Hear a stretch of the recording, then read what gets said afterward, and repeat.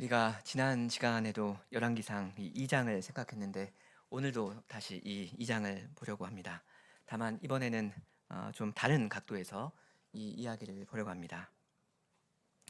이 열왕기상 2장의 내용은 여러분 대강 아시죠? 그 다윗 왕이 죽기 전에 자기 아들 솔로몬한테 유언을 남기고요. 솔로몬은 자기 형 아도니아를 죽입니다.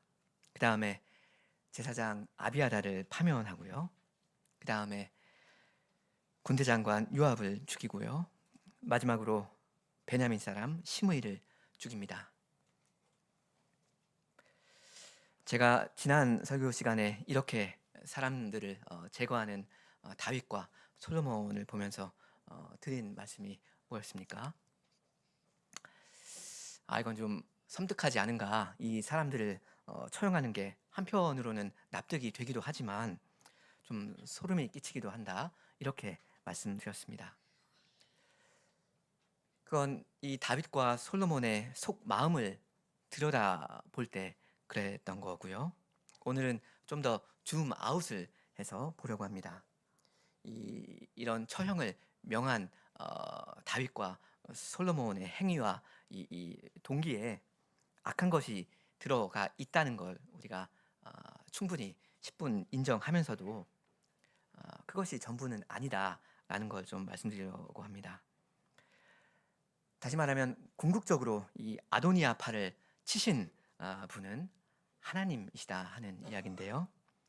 왜 하나님께서 이 사람들을 치셨는가, 이걸 중심으로 말씀을 오늘 드리겠습니다. 오늘 설교 제목은 주께서 택하신 왕인데요. 이 설교 제목이 답을 다 말해주고 있습니다. 먼저 우리 열왕기상 1장을 좀 보겠습니다. 1장, 2장이 아니고 1장이요. 1장 7절과 8절입니다. 같이 한번 읽어보시죠. 7절과 8절입니다. 아도니아가 수루야의 아들 요압과 제사장 아비아달과 모의하니 저희가 조차 도우나 제사장 사독과 여호야다의 아들 브나야와 선지자 나단과 시므이와 레이와 다윗에게 속한 용사들은 아도니아와 같이 아니하였더라. 그 1장에서 아도니아가 왕이 되려고 했잖아요. 어떤 사람들은 이 다윗의 아들 이 아도니아를 지지했고, 또 어떤 사람들은 다윗의 아들 솔로몬을 지지했습니다. 다윗 왕한테는 사실 여러 아들들이 있었는데요. 그중 2명이 이 아도니아 그리고 솔로몬이었습니다. 이 두 사람은 이복 형제였는데요. 사실 아도니아가 이 솔로몬보다 훨씬 더 형이었습니다. 그러니까 여러분 그냥 상식적으로 생각하면 이 아도니아와 솔로몬 중에서 누가 더 왕이 될 자격이 있겠습니까? 아도니아다라고 해야 될 겁니다. 왜냐하면 형이니까요. 서열이 더 높습니다. 그러니까 아도니아 본인이 왕이 되려고 한 거나 다른 사람들이 이 사람을 지지한 거나 그렇게 이게 뭐 이해가 안 되는 게 아닌 것도 같습니다. 그렇지 않습니까? 그런데요, 사실 이 사람들은 엄청난 죄를 범한 겁니다. 아도니아는 절대 왕이 되면 안 되는 사람입니다. 이 사람 아도니아의 편에 붙어서도 안 됩니다. 왜 그렇습니까? 여호와 하나님께서 솔로몬을 택하셨기 때문에 그렇습니다. 성경 몇 구절을 좀 보면서 이걸 말씀드리려고 합니다. 주께서 다른 사람이 아니라 오직 솔로몬을 다윗 왕의 후계자로 택하셨다는 사실이요. 이걸 좀 같이 보려고 하는데 먼저 사무엘하 7장을 같이 보겠습니다. 7장 12절입니다.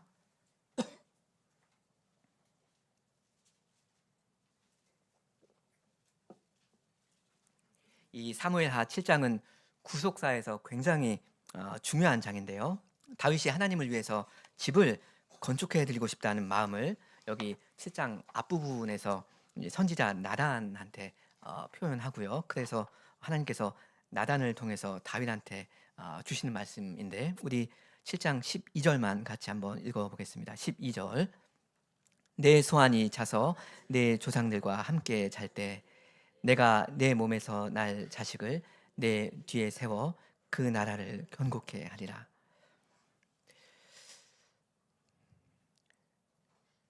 이 질문을 가지고 여러분 잠깐 좀 생각하려고 합니다. 여러분 여기 내 몸에서 날 자식이라고 하는데 이게 누구를 가리키는 말입니까?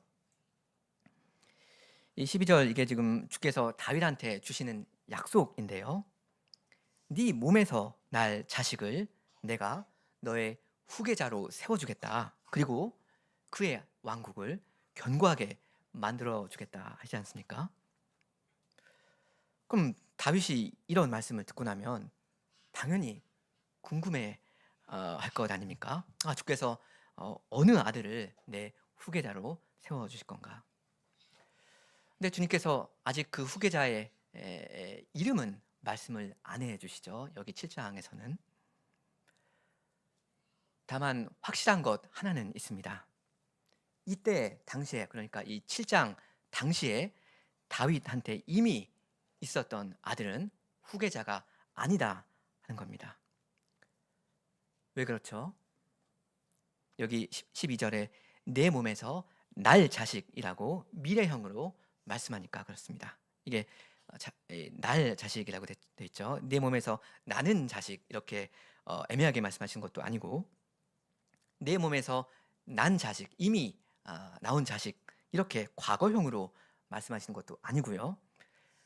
내 몸에서 나올 자식, 뭐 태어날 자식 이렇게 태어날 자식 이렇게 분명히 미래 동사를 써서 말씀하시거든요. 그러니까 기존의 아들들은 일단 왕이 될 사람이 아닙니다. 그 말은 아도니아는 일단 다윗의 후계자가 절대 될 수 없다는 말입니다. 처음부터 그랬습니다. 왜냐하면 아도니아는 다윗이 예전에 헤브론에 있었을 때 그때 낳았던 아들이었거든요. 그러니까 아도니아는 벌써 아웃입니다. 아무튼 다윗이 여기 7장에서 주님께 너무나도 황송한 약속을 받지 않습니까? 다윗 언약입니다. 그럼 다윗의 온 관심은 그 약속에 이제 쏠리게 될 겁니다. 누가 이 귀한 약속을 계승하는 그 당사자가 될 거냐, 이걸 궁금했을 거예요. 그러면서 당연히 이제부터 다윗이 낳게 될 그 아들이 이제 이 왕궁의 말하자면 초미의 관심사가 되는 겁니다. 여러분 원래 왕은 여호와께서 택하여 주시는 건데요. 그러면 여호와께서 택하시는 그 아들이 누구입니까? 방금 이게 7장이었는데 여러분 8장 보시면 8장에 다윗이 아들 낳는다는 말 있습니까? 쓱 한번 보시겠어요? 8장에 아들 낳는다 그런 이야기 있습니까? 없죠. 9장은 어떻습니까? 9장에 다윗이 무슨 아들 낳는다 그런 말 있습니까? 9장에도 없고요. 10장에도 사실 없습니다. 그럼 11장은 어떻습니까? 11장에 어떤 이야기가 나오죠?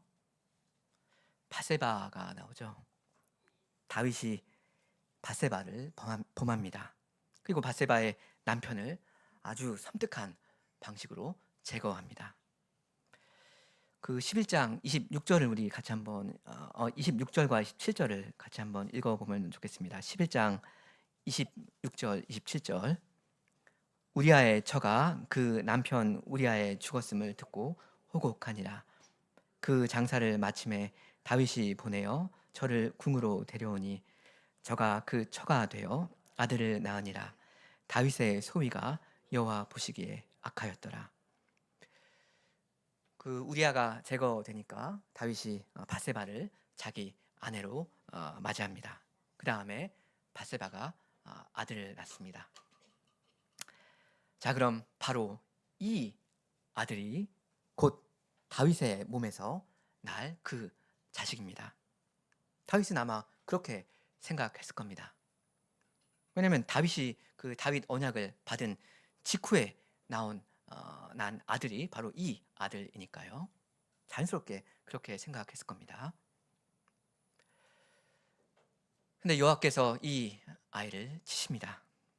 다윗의 죄가 드러났기 때문입니다. 그래서 12장 16절에 보면 12장 16절에 다윗이 그 아이를 위하여 하나님께 간구하되 금식하고 안에 들어가서 밤새도록 땅에 엎드렸다 합니다. 그러니까 다윗의 마음이 이 아이를 끔찍하게 사랑한 거죠. 너무나도 아이를 소중하게 여깁니다. 언약의 계승자라고 여겼을 테니까요. 근데 이 아이가 앓다가는 결국에는 죽어버립니다. 이때 여러분 다윗의 심정이 어땠을까요? 무슨 생각을 했겠습니까? 물론 다윗이 이제 아버지니까 사랑하는 아들을 잃었다는 사실 그것 때문에도 비통해 했을 거지만요. 그뿐만 아니라 이건 일반적인 아들이 아니지 않습니까? 동시에 다윗은 주께서 자기에게 주신 그 언약에 대해서도 생각을 했을 겁니다. 왜냐하면 다윗은 하나님의 약속을 믿고 의지하는 신자였으니까요. 여러분 근데요, 네 몸에서 날 자식을 내가 너 뒤에 세워서 네 후계자로 그 나라를 세워서 그 나라를 내가 견고하게 해주겠다. 이렇게 다윗한테 약속하셨던 주님께서 다윗의 몸에서 실제로 나온 이 자식을 치신 겁니다. 그러니까 이런 상황에서 하나님의 그 언약은 어떻게 된다고 이제 생각해야 하는 겁니까? 뭐 밧세바가 또 다른 아들을 낳아주면 된다 이렇게 쉽게 생각할 수 있나요? 다른 아들 또 낳으면 된다, 낳아줄 거다 하는 보장이 있습니까? 사실 우리가 아까 사무엘하 7장을 읽었는데 그 바로 직전에 사무엘하 6장의 마지막 절에 뭐라고 나와 있냐면 6장 마지막 절에 사울의 딸 미갈이 죽는 날까지 자식이 없느니라 하는 말씀이 있거든요. 말하자면 하나님의 그 저주를 받아서 이제 아이를 못 낳게 된 거죠. 근데 만약 하나님께서 밧세바도 그렇게 하시려면 뭐 얼마든지 그렇게 하실 수 있는 거 아닙니까? 그러니까 아들이 날 거다, 이게 뭐 어떤 확실한 보장된 사실이 아닙니다. 근데 여호와께서 다윗에게 은혜를 베푸십니다. 우리 12장 24절 이하를 좀 같이 읽어보실까요? 사무엘하 12장 24절 25절입니다. 같이 한번 읽겠습니다. 24절 25절 다윗이 그 처 밧세바를 위로하고 저에게 들어가 동침하였더니 저가 아들을 낳음에 그 이름을 솔로몬이라 하니라. 여호와께서 그를 사랑하사 선지자 나단을 보내사 그 이름을 여디디아라 하시니 이는 여호와께서 사랑하심을 인함이더라. 솔로몬이 태어나는 이야기입니다. 여러분 그 성경은 항상 그 문맥을 보셔야 되는데요. 솔로몬이 태어났다는 이 단락 직전에 어떤 내용이 나왔습니까? 대강 한번 보시겠습니까? 24절 직전에 무슨 이야기가 있는지.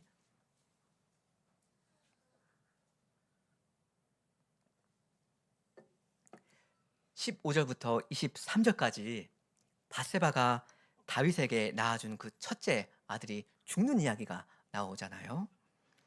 근데 그 다음에 바로 솔로몬이 태어나는 이야기가 나오니까 이 솔로몬은 그 첫째 아들과 직결되는 아들입니다. 이 아기 솔로몬은 말하자면 죽어버린 그 첫째 아들을 대신해주는 아들입니다. 이렇게 말하면 약간 어폐가 있기도 하지만요. 다윗에게 솔로몬은 말하자면 죽었다가 살아난 아들입니다. 하나님께서 특별히 은혜로 주신 아들입니다. 그러니까 이 솔로몬 얼마나 귀한 아들이에요. 이루 말할 수 없을 만큼 소중한 아들입니다. 이 솔로몬이 다윗에게 베풀어 주신 그 언약이 아직도 살아있다는 놀라운 증거입니다. 하나님의 사랑이죠. 25절을 보시면 여호와께서 다른 사람도 아니고 선지자 나단을 보내셔서 그 여호와의 사랑을 선언해 주시잖아요. 근데 나단은 어떤 의미가 있는 사람입니까? 애초에 다윗한테 그 다윗 언약을 전달해 준 그 선지자였고, 동시에 바세바 사건에 대해서 그 다윗을 정죄한 그 사람 아닙니까? 근데 주께서 이러한 나단을 보내셔서 주님의 사랑을 이 솔로몬을 통해서 다시 확증해 주신 건, 이건 다윗한테 말할 수 없는 위로가 되었을 겁니다. 솔로몬을 얼마나 아끼고 사랑했겠어요, 다윗이. 이제 이 솔로몬이 다윗한테는 새로운 희망이 되는 겁니다. 솔로몬을 통해서 다윗 언약은 이루어지고 말 겁니다. 주님께서 다른 사람이 절대 아니라 이 솔로몬을 다윗의 후계자로 택하셨다는 이 사실은 그 역대상 28장에도 아주 명백하게 나오는데 한번 우리 찾아보면 좋겠습니다. 역대상 28장 4절입니다. 역대상 28장 4절. 지금까지 제가 여러분한테 말씀드린 포인트는 아도니아, 아비아달, 요압 이런 사람들이 솔로몬 왕을 거부한 게 뭐 별거 아닌 것처럼 뭐 그럴 수도 있겠다 이렇게 볼 수도 있겠지만, 사실은 그게 굉장히 큰 죄였다 하는 겁니다. 왜냐하면 주님께서 솔로몬을 택하셨으니까 그런 건데요. 이 역대상 4절 말씀이 그걸 또 분명히 보여줍니다. 우리 4절 같이 읽으시죠. 4절. 그러나 이스라엘 하나님 여호와께서 전에 나를 내 부친의 온 집에서 택하여 영원히 이스라엘 왕이 되게 하셨나니, 곧 하나님이 유다 지파를 택하사 머리를 삼으시고 유다의 족속에서 내 부친의 집을 택하시고 내 부친의 아들 중에서 나를 기뻐하사 온 이스라엘의 왕을 삼으셨느니라. 여기 하반절에 하나님의 그 선택의 라인이 분명하게 그려지죠. 먼저 하나님이 유다 지파를 택하사 머리를 삼으셨습니다. 그 다음에는 유다의 족속에서 내 부친의 집을 택하셨다 합니다. 그 다음에는 내 부친의 아들들 중에서 나 다윗을 기뻐하셔서 온 이스라엘의 왕을 삼으셨다 하죠. 여기 보시면 부친, 그러니까 아버지라는 말이 3번 나오고 또 아들이라는 말도 나옵니다. 그 다음 제가 5, 6절을 읽을 테니까 우리 학생들, 뭐 초등학생들, 중학생, 고등학생들, 학생들이 이 5, 6절에 아들이라는 말이 몇 번 나오는지 한번 세보면 좋겠습니다. 제가 5, 6절을 읽겠습니다. 여호와께서 내게 여러 아들을 주시고 그 모든 아들 중에서 내 아들을 솔로몬을 택하사 여호와의 나라 위에 앉혀 이스라엘을 다스리게 하려 하실 때 내게 이르시기를, 내 아들 솔로몬 그가 내 전을 건축하고 내 여러 뜰을 만들리니 이는 내가 저를 택하여 내 아들을 삼고 나는 그 아비가 될 것임이라. 여기 두 구절에서 몇 번 나왔습니까? 몇 번 나왔죠? 오, 태은이 아주 좋아요. 5번입니다. 정답. 그러니까 제가 통상적으로 무조건 7을 찍으라고 했는데 여기서는 좀 빗나갔습니다. 사실 뭐 4절까지 합치면 아들이라는 말이 6번이나 나오고, 그리고 4, 5, 6절에 보면 아버지, 부친이라는 말이, 아비라는 말이 4번이나 나옵니다. 요지가 뭐냐면 왕이 된다는 거에서 이 아버지 아들 관계가, 부자 관계가 굉장히 중요하다 하는 겁니다. 왕이 된다는 것은 그 왕이신 아버지의 아들이 된다 하는, 사랑받는 그 아들이 된다, 뭐 그런 거거든요. 어쨌든 지금 포인트는 하나님의 선택이 점점 좁혀져서 결국 주님께서 솔로몬을 택해 주셨다 이겁니다. 그걸 굉장히 여기서 드라마틱하게 다윗이 이야기를 하고 있죠. 근데 그걸 6절 하반절에서는 뭐라고 표현하시는가 하면 6절 하반절에 내가 저를 솔로몬을 택하여 내 아들을 삼고 나는 그 아비가 될 것입니다. 이겁니다.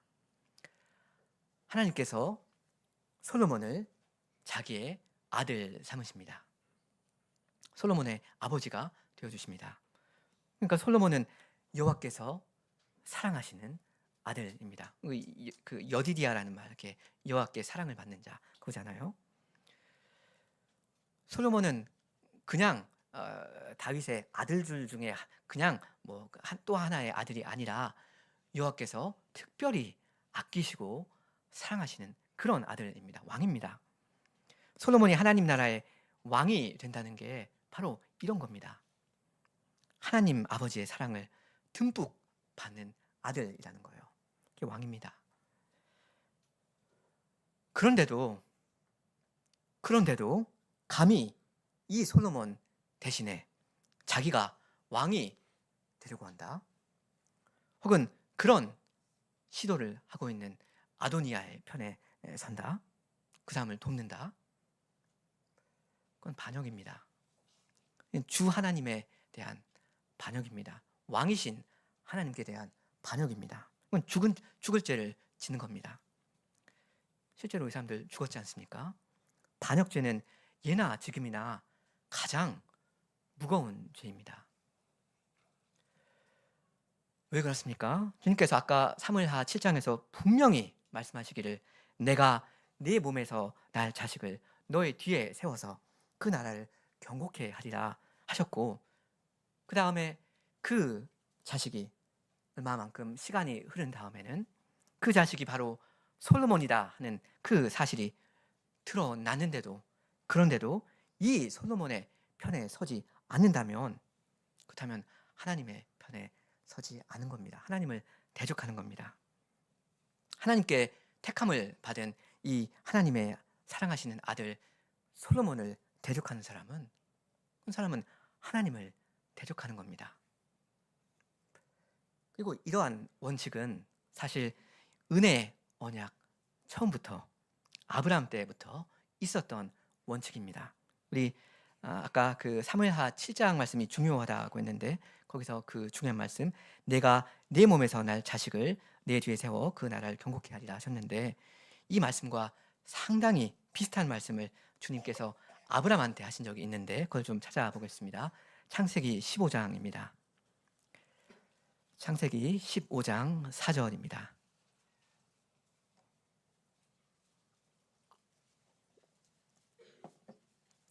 창세기 15장은 아브라함이 아주 두려워하면서 떨고 있었을 때 주님이 주신 말씀인데요. 아브라함이 하나님의 언약에 대한 그 믿음이 약해져 가지고, 아이고 나랑 별로 상관없는 이 종이 내 후사 상속자가 되게 생겨버렸구나 이러고 있을 때 주님께서 하신 말씀인데, 같이 읽겠습니다. 4절이요. 여호와의 말씀이 그에게 임하여 가라사대 그 사람은 너의 후사가 아니라 내 몸에서 날 자가 내 후사가 되리라 하시고, 여기 내 몸에서 날 자라는 말씀이 아까 사무엘하 7장에서 다윗한테 하신 그 말이랑 토시 하나 틀리지 않고 똑같은 말씀입니다. 표현도 똑같은데 그 맥락도 사실 비슷하죠. 언약의 후계자가 누가 될 거냐, 이걸 이야기하시는 그런 문맥이니까요. 지금 여기서 주님이 하시는 말씀은 아브라함아 걱정 하나도 하지 말아라. 너의 친아들이 너의 상속자가 될 거니까 하나도 걱정할 거 없다. 이렇게 하시는 거죠. 근데 아브라함이 누구를 그 다음에 낳죠? 누구를 낳습니까? 그 다음에 이스마엘이죠. 요종 하갈이랑 해서 이스마엘을 낳습니다. 이 이스마엘이 그 언약의 후계자입니까? 아까 아도니아가 언약의 후계자였습니까? 이 이스마엘이 아브라함 언약을 이어받을 건가? 이렇게 뭐 생각할 수도 있겠는데, 근데 주님은 아니다 딱 잘라서 말씀하십니다. 제가 이 17장 창세기 17장 15절부터 좀 읽겠습니다. 창세기 17장 15절부터 19절을 제가 읽습니다. 하나님이 또 아브라함에게 이르시되 내 아내 사레는 이름을 사레라 하지 말고 그 이름을 사라라 하라. 내가 그에게 복을 주어 그로 내게 아들을 낳아주게 하며 내가 그에게 복을 주어 그로 열국의 어미가 되게 하리니 민족의 열왕이 그에게서 나리라. 아브라함이 엎드려 웃으며 심중에 이르되 100세 된 사람이 어찌 자식을 낳을까? 사라는 90세니 어찌 생산하리요 하고 아브라함이 이에 하나님께 고하되 이스마엘이나 하나님 앞에 살기를 원하나이다. 하나님이 가라사대 아니라 내 아내 사라가 정녕 내게 아들을 낳으리니 너는 그 이름을 이삭이라 하라. 내가 그와 언약을 내 언약을 세우리니 그의 후손에게 영원한 언약이 되리라. 여러분 이 장면 보시면 아까 바세바의 둘째 아들의 그 이름을 여디디아라고 정해주시는 그 장면이랑 굉장히 비슷하지 않습니까?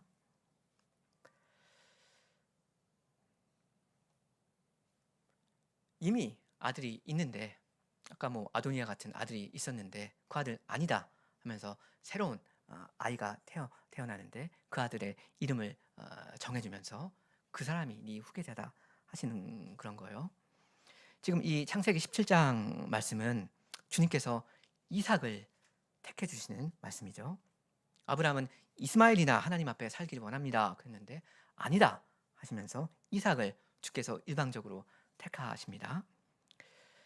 아브라함한테 약속하신 그 영원한 언약의 복이 누구를 통해서 내려갈 거냐? 이게 이제는 아주 명명백백해졌습니다. 이상입니다. 다윗 언약이 솔로몬에게 계승된다는 게 분명한 만큼 이 아브라함 언약은 지금 이삭에게 계승된다 이겁니다. 이게 처음에는 뭐 몰랐을 수도 있는데 이제는 어느 만큼 시간이 흐르고 나서는 이게 하나님의 뜻이라는 게 너무나도 선명하게 계시되었습니다. 그럼 이제 사람들은 어떻게 해야 됩니까? 이 이삭의 편에 서야 합니다. 이삭을 축복해야 됩니다. 그래야 자기가 복을 받거든요. 이제 이삭을 저주해버리면 하나님께 저주를 받는 겁니다. 그러니까 반드시 살고 싶다면, 복을 받고 싶다면 이 이삭의 편에 서야 합니다. 그게 곧 하나님의 편에 서는 거거든요. 근데 이스마엘은 어떻게 했습니까? 이삭을 축복하지 않았죠. 아도니아가 아까 자기의 이복 동생 솔로몬을 축복해주지 않은 것처럼 다시 또 이제 자기가 그 왕이 될 그런 생각이 있었는지 그 첩을 달라고 하잖아요. 아도니아가 자기의 동생 솔로몬을 축복하지 않은 것처럼 이스마엘은 자기의 이복 동생 이삭을 축복하지 않았습니다. 창세기 21장 8절에 보면 21장 8절에 보면 이 어떤 중요한 날에 그러니까 이삭을 축복해 줘야 하는 중요한 날 이야기가 나오는데 8절부터 제가 읽습니다. 아이가 자라매 젖을 때고 이삭의 젖을 때는 날에 아브라함이 대언을 배설하였더라. 사라가 본즉 아브라함의 아들 애굽 여인 하갈의 소생이 이스마엘이죠. 이삭을 희롱하는지라 하였습니다. 그러니까 아도니아가 자기 동생 솔로몬의 자리를 넘보기 전부터 이스마엘이 자기 동생 이삭을 희롱한 겁니다. 이삭이 젖을 때는 이 기념할 날에, 이 중요한 날에 하나님의 선택을 받은 이 귀한 이삭을 감히 조롱했다, 비웃어버렸다 이겁니다. 축복해야 하는 그 이삭을 축복하지 않은 겁니다. 이게 뭐 그럴 수도 있다, 이거 뭐 별거 아니다 그렇게 생각하실 수도 있는데 절대 그렇지 않습니다. 이 일로 아브라함이 하갈과 이스마엘을 단번에 내어줬고요. 사실 하나님께서도 이러한 이 추방령을 지지해 주십니다. 그래서 결과적으로 이제 이스마엘은 이삭과 함께 기업을 받지 못하게 되었습니다. 하나님께서 아브라함의 아들 이삭을 택하셨다는 게 분명히 드러났으니까 이제 이 이삭을 축복해주고 축하해주고 가만히 지지해주기만 했더라면 자기도 복을 받았을 텐데 그렇게 되지 않은 겁니다. 가만히 있기만 하면, 이 이삭의 편에 서기만 하면 이삭과 함께 그 축복을, 기업을 받아 누렸을 텐데 자기 발로 이 이스마엘은 그냥 복을 걷어차 버린 겁니다. 이건 뭐 아도니아와 아비아달과 요압도 마찬가지입니다. 이 사람들은 하나님의 택하신 아들, 그 사랑하시는 아들 솔로몬을 멸시한 거고요. 그래서 무서운 징계를 받은 겁니다. 뭐 그 솔로몬의 처형 방식이나 뭐 그 의도, 거기에 좀 사실 더러운 악이라는 것이 묻어 있는 것은 사실일지라도 궁극적으로는 하나님께서 그러한 일을 통해서 이 사람들을 치신 거다, 제거하신 거다, 이렇게 볼 수도 있거든요. 하나님께서 섭리로 그렇게 하신 겁니다.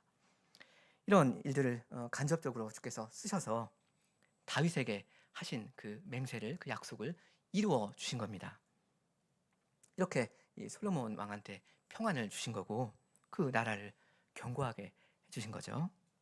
그러니까 아도니아와 아비아달과 요압을 치신 분은 하나님이십니다. 하나님께 징계를 받은 겁니다. 사랑하는 성도 여러분은 누구를 왕으로 섬기고 계십니까? 여러분의 왕은 누구이십니까? 다윗의 아들 솔로몬, 그렇게 문제가 많았던 그 솔로몬을 대적하는 사람이 그 추방과 사형을 면하지 못했다면 하나님의 사랑하시는 그 독생자, 하나님의 우편에 앉아 계시는 그 왕 앞에 무릎을 꿇지 않은 그 반역죄에는 어떤 형벌이 따라야 마땅하겠습니까? 하나님의 선택을 받은 아브라함의 아들 이삭을 희롱하는 그게 그렇게 큰 죄였다면 선택받은 하나님의 아들 예수 그리스도를 모욕하는 그런 죄는 얼마나 큰 죄가 됩니까? 그런 사람을 살려두는 것이 옳습니까? 아브라함 언약은 다윗 언약으로 이어졌고요. 이 다윗 언약의 주인공은 우리 주 예수 그리스도이시다 하는 사실이 이제는 명백히 밝혀졌습니다. 이건 마태복음 1장 1절에 신약의 제일 첫 구절에 분명히 나와 있잖아요. 아브라함과 다윗의 자손 예수 그리스도의 세계라 족보다. 하나님 나라의 왕은 오직 주 예수님이시라는 거, 이게 이제는 분명히 계시되었습니다. 근데 하나님의 나라의 백성은 이분을 어떻게 했죠? 이분을 지지했습니까? 영접했습니까? 이 자기의 왕 예수님을 죽여버립니다. 다윗의 아들 솔로몬은 왕으로 잘도 떠받들었는데 정작 하나님의 그 귀하신 독생자는 죽여버린 겁니다. 그건 그냥 죄가 아니고 반역죄입니다. 그건 사형감입니다. 근데 하나님께서는 어떻게 하시죠? 이렇게 죽임당하신 바로 이 아드님으로 말미암은 구원과 죄사함을 이 사람들한테 그 은혜를 제시하십니다. 우리 사도행전 2장을 좀 보면 좋겠습니다. 사도행전 2장 32절부터입니다.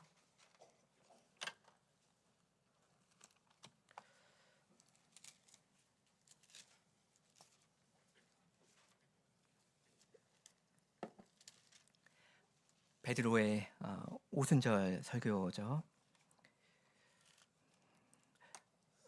그리스도께서 죽은 자 가운데서 다시 살아나시고 높이 되신 그 날, 그리고 성령을 부어주시는 그날에 베드로의 설교인데, 제가 32절부터 읽겠습니다.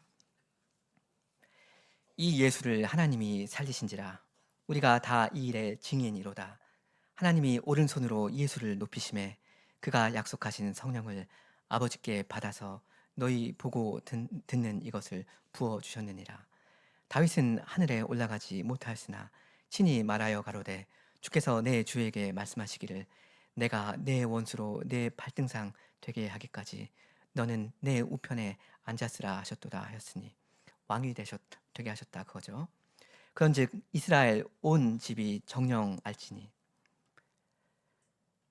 이스라엘 온 집이 그리스도가 왕이다 하는 사실을 알거라 하십니다. 너희가 십자가에 못 박은 이 예수를 하나님이 주와 그리스도가 되게 하셨느니라 하니라. 저희가 이 말을 듣고 마음에 찔려 베드로와 다른 사도들에게 물어 가로되 형제들아 우리가 어찌할꼬 하거늘. 베드로가 가로되 너희가 회개하여 각각 예수 그리스도의 이름으로 세례를 받고 죄 사함을 얻으라. 그리하면 성령을 선물로 받으리니 이 약속은 너희와 너희 자녀와 모든 먼데 사람 곧 주 우리 하나님이 얼마든지 부르시는 자들에게 하신 것이라 하고. 여기까지입니다. 다윗 언약 이야기죠. 아까 솔로몬이 자기를 대적하는 사람들을 처형한 거, 그걸 우리가 봤는데, 그리고 거기에는 어떤 악이 들어가 있다라고 지난번에 말씀드렸는데, 바로 이러한 악이라도 하나님께서는 사용하셔서 선을 이루지 않았습니까? 하나님께서 하실 일을 하셨습니다. 다윗 언약을 이루어 가셨습니다. 이제는 하나님 백성이 자기의 왕 하나님의 아들을 죽여버렸는데, 이 악을 또 한 번 주님은 선으로 바꾸십니다. 하나님의 사랑하시는 독생자 예수 그리스도를 죽인 바로 이 사람들한테 이 예수 그리스도의 이름으로 말미암는 세례와 죄사함을 베푸십니다. 죽었다가 살아나신 이 귀한 아들, 이 아드님을 자기 왕으로 섬길 기회를 다시 한번 주시는 거죠. 다윗의 아들 솔로몬이 자기를 대적하는 자들을 다 죽여버렸다면, 하나님의 독생자께서는 자기를 대적하는 자들을 위해서 죽으셨습니다. 이 아들을 하나님 아버지께서는 죽은 자 가운데서 살리시고 지극히 높이셨습니다. 이 귀한 아드님, 이 귀한 아드님을 저주하는 반역자들은 다 저주를 받겠습니다. 예수님과 함께하지 않는 자는 다 그분을 반대하는 자들이라고 하셨는데, 그런 사람들은 하나님 나라에 설 자리가 없겠습니다. 하나님께서 택하신 왕이 누구이신가? 이게 명명백백하게 드러났는데, 그런데도 이 왕을 거부하는 자, 하나님께서도 거부하시겠습니다. 그러나 하나님의 택하신 왕, 이 예수님의 편에 서는 사람들은 누구도 내어쫓김을 당하지 않겠습니다. 여러분, 여러분의 높이 되신 왕 그리스도께 온전히 복종하십시오. 그분 앞에 무릎을 다 꿇으시기 바랍니다. 그리스도의 모든 말씀에 순종하시기 바랍니다. 왜냐하면 이 그리스도께서 산 자와 죽은 자를 심판하러 다시 오실 거니까 그렇습니다. 누가 나의 왕이냐? 누구를 내가 섬기고 지지하느냐? 누구를 위해서 내 일생을 바치느냐? 이건 사느냐 죽느냐의 문제입니다. 이건 생사의 갈림길입니다. 주께서는 여러분에게 살라 하십니다. 그리스도를 왕으로 섬기라 하십니다. 그러니 여러분, 그분께 충성을 오늘날 맹세하시기 바랍니다. 여러분의 생활 가운데 주님께 온전히 복종하지 못하고 계신 그 죄를 여러분 정리하셔야 합니다. 주님을 섬기는 일, 그리스도를 왕으로 섬기는 일, 그 길이 여러분이 영원히 살 길이고 이것이 참으로 하나님의 백성답게 사는 일입니다. 함께 기도하시겠습니다.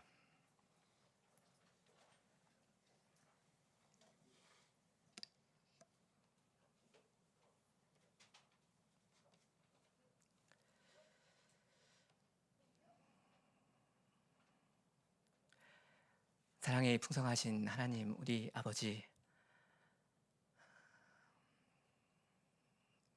하나님의 백성이 하나님의 나라의 그 왕을 죽이고 거부하였사온데 그리스도의 아버지 되신 하나님께서는 바로 그러한 자들을 위해서 그 아들을 내어 주셨사옵니다. 하나님 나라의 왕을 죽여버린 그 반역자들을 위해서 예수 그리스도의 이름으로 말미암는 세례와 죄 사함을 베푸셨사옵니다. 주님, 그리스도를 죽인 그 자들이 바로 저희가 아니옵니까? 저희의 왕 되신 그리스도를 반역하는 자들이 바로 저희가 아니옵니까? 그러나 주님께서는 우리의 왕 되신 그리스도를 저희의 대속 제물로 내어 주셨고 저희에게 죄 사함의 은혜를 베푸시옵니다. 또한 이 왕을 저희의 왕으로 섬길 기회를 주시옵니다. 지금 저희에게 지혜를 주시고 믿음을 주셔서 저희의 참되신 왕이신 이 그리스도를 마음을 다하여 섬기며 살 수 있도록 하여 주시옵소서. 그러므로 저희가 하나님 나라에서 내어 쫓김을 당하지 않고 그 나라의 복을 다 누리며 하나님 나라의 백성다운 백성으로 살아가게 하여 주시옵소서. 예수님의 이름으로 기도합니다. 아멘.